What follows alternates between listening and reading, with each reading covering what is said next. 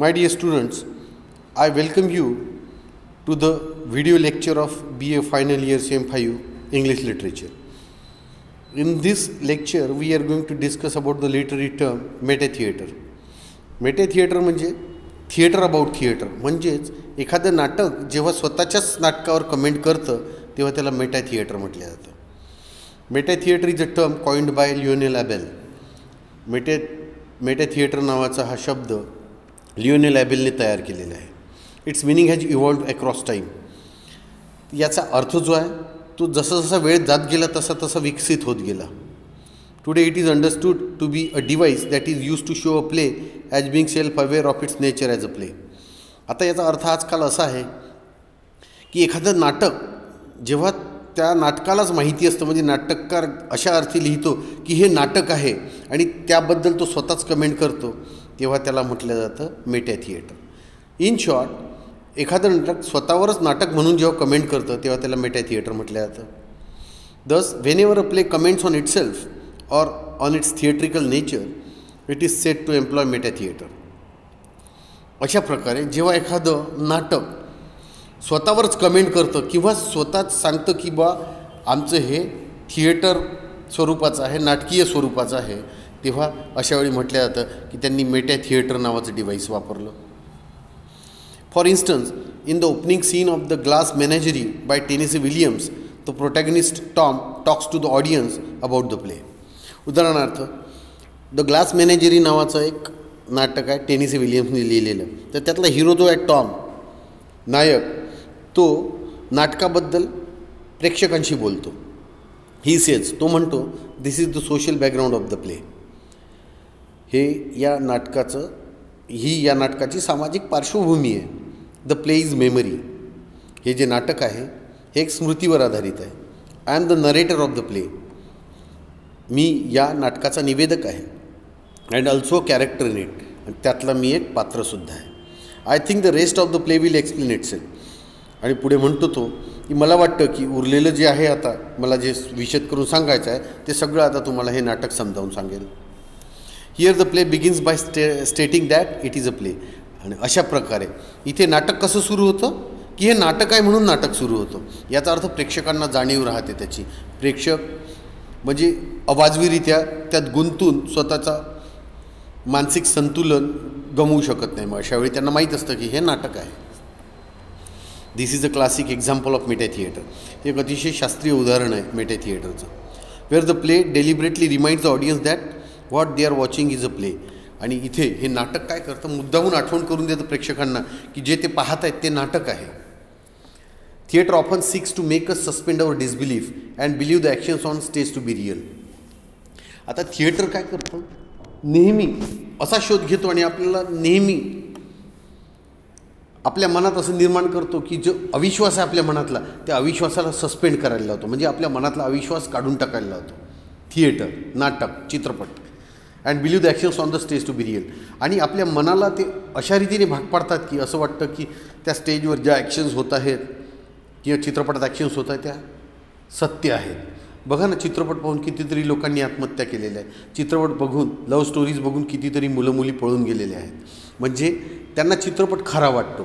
तर हा धोका टाळण्यासाठीच मेटा-थिएटर नावाचं डिव्हाइस निर्माण केलं गेलेलं आहे. Metatheatre challenges this aspect of theatre by pointing out that theatre is theatrical and not real. आणि म्हणूनच मेटा-थिएटर सरळ सरळ आव्हान देतं या पैलूला की थिएटर असं आहे, हे नाटकीय आहे, सत्य नाही, यात खऱ्या गोष्टीचा लवलेश नाही. There are various ways in which plays can acknowledge themselves as being theatrical. अनेक मार्ग असे आहेत ज्यात नाटक मान्य करतं की बा हे थिएट्रिकल आहे, आम्ही नाटकीय आहोत, आमचं जे प्रस्तुतीकरण आहे हे सत्य नाही. They can direct attention to the presence of an audience by directly addressing them. ते काय करतात, सरळ सरळ प्रेक्षकांचं ध्यान आकर्षित करतात आणि त्या प्रेक्षकांना सांगतात, डायरेक्ट बोलतात त्यांच्याशी.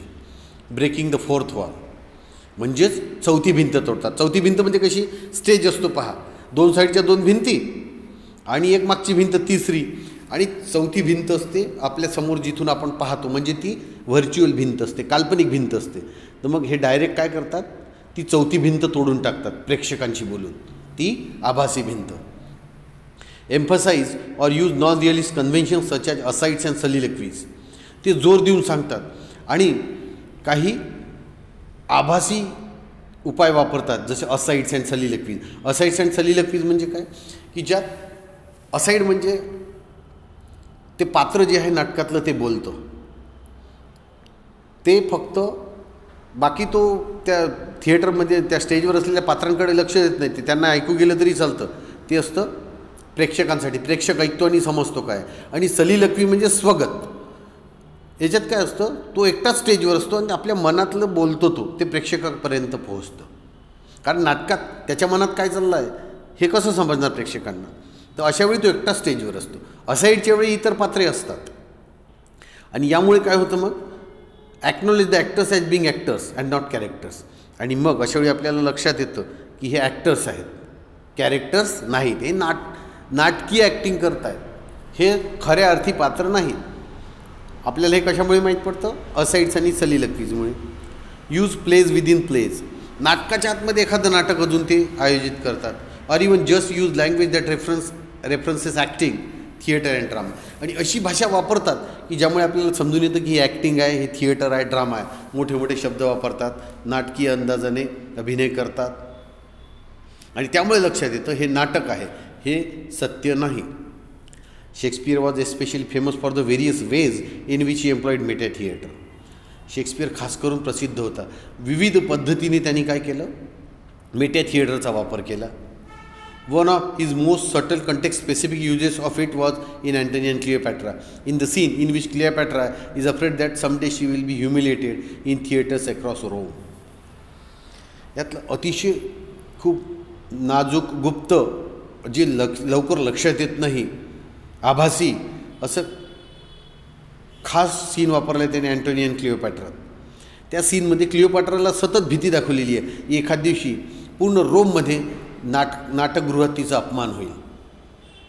म्हणजे यात लक्षात येतं की नाटकाच्या आतमध्येही नाटक आहे. अँटोनी अँड क्लिओपॅट्रा नाटक आहे, त्यातसुद्धा तिला भीती वाटत असते की थिएटरमध्ये मी गेली तर माझा अपमान होईल.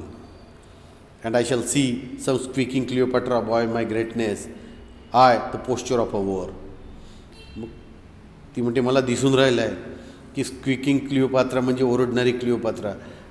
कोणीतरी येईल, माझ्या महानतेला आव्हान देईल आणि मला सरळ बाजारबुणगी म्हणून मला शिव्या देईल तो. In the time of Shakespeare it was boys who played female characters on stage. आणि शेक्सपियरच्या काळात कोण होतं, की मुलं होती जी फिमेल कॅरेक्टर्ससुद्धा स्टेजवर साकारायची. कारण तेव्हा स्त्रियांना नाटकात काम करण्याला बंदी होती शेक्सपियरच्या काळात. म्हणून स्त्रियांचे रोलसुद्धा कोणी केले, मुलांनी केले. म्हणून thus a boy playing Cleopatra would utter that line. आणि म्हणून असं म्हटलं आहे की तो मुलगा काय करेल, ते क्लिओपॅट्रा जी लाईन बोलते आहे ती बोलेल, तो reminding the audience that he is an actor acting in a play. आणि तो म्हणेल, त्या लोकांना आठवण करून देईल प्रेक्षकांना की मी ॲक्टर आहे आणि या नाटकात मी काम करतो आहे, मी खरोखरची क्लिओपॅट्रा नाही. Here we come to the end of this video lecture. यात आपण पाहिलं मेटा थिएटर. मेटा थिएटर म्हणजे सोपी आहे, थिएटर अबाउट थिएटर म्हणजे नाटकाबद्दल नाटक. म्हणजे असा डिव्हाइस जो नाटक स्वतःच सांगतं की हे नाटक आहे, ही गोष्ट सत्य नाही. That's all for today's lecture. Thank you very much.